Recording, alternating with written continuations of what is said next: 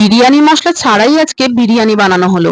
কিভাবে, তার জন্য পুরো ভিডিওটা দেখতে থাকো। Hello everyone, welcome back to another mini blog. আগের দিনের ভিডিওতেই দেখেছো আমি গেছিলাম মালিশকার বাড়িতে। শনিবার গেছিলাম আর এটা রবিবারের সকাল।